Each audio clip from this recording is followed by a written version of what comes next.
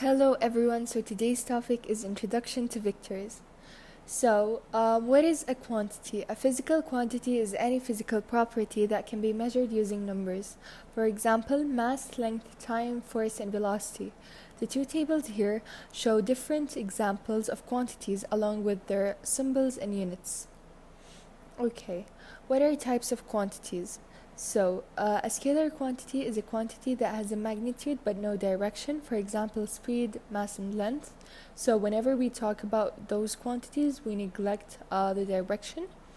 But a vector quantity, and it's what we are going to focus on today, is a physical quantity that has both a magnitude and a direction. For example, momentum, velocity, and torque. Whenever we mention any of those, we always have to remember to include the direction. So, what is a resultant? A resultant vector represents the sum of two or more vectors. When adding vectors, you must make sure that they have the same unit and describe similar quantities. For example, it would be meaningless to add velocity vector to displacement vector. Similarly, it would be meaningless and incorrect to add displacements of different units. For example, you can't add feet and meters.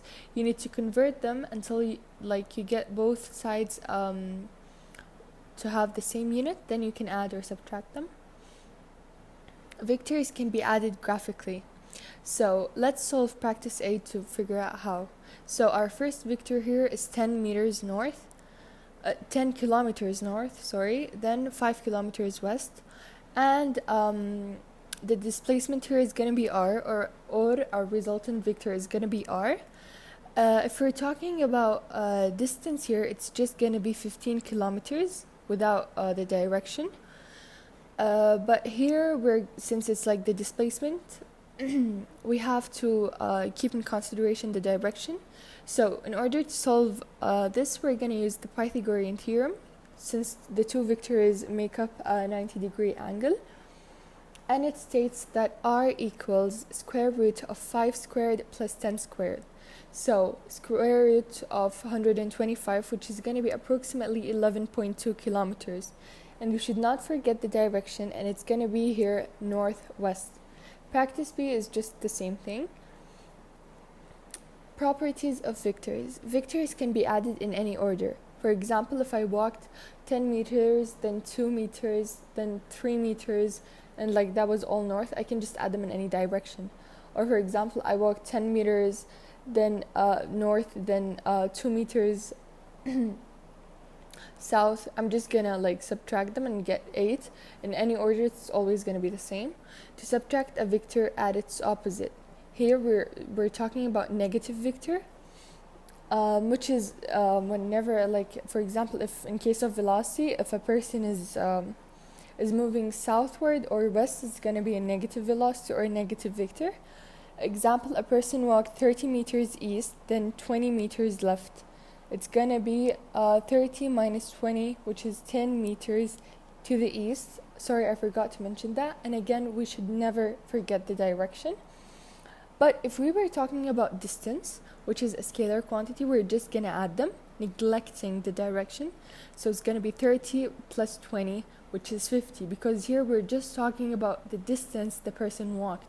While in the displacement, we're talking about the change of the person's place, not how many meters he walked. Multiplying or dividing vectors by scalars result in vectors. This is like always. For example, force times mass equals momentum, and momentum is a vector quantity. Why? Because force is vector and mass is scalar, and when we multiply them, we still get a vector. Let's solve a problem here. Emily passes a soccer ball at 6 meters across the field to Kara. Kara then kicks the ball for 14.5 meters directly down the field to Louisa. What is the total ball's displacement as it travels between Emily and Louisa? So here we need to find the displacement, which is going to be y. If it was distance, we're just going to add them directly, and it's going to be 20.5. But the displacement is different. So first off, we need to find the angle x, or it could be the opposite angle. But here I chose x. So to find it, I'm going to be doing shift tan. opposite over adjacent, the opposite side over the adjacent side, which is going to be 14.5 over 6. And it's going to be approximately 67.52 degrees. Then, in order to find y, which is the hypotenuse, we're just going to be taking sine the angle, which is going to equal the opposite side over the hypotenuse. So we're going to solve for y here. It's going to be sine 67.52 equals 14.5 over y. We can just use a calculator, and the answer is going to be approximately 15.69 meters at an angle of 67.52. So the direction here is actually the angle. It's more accurate than just saying north, west, or south, east, or whatever. So we're done here, and let's end this with a nice quote. The boldness of asking deep questions may require unforeseen flexibility if we are to accept the answers. Thank you so much.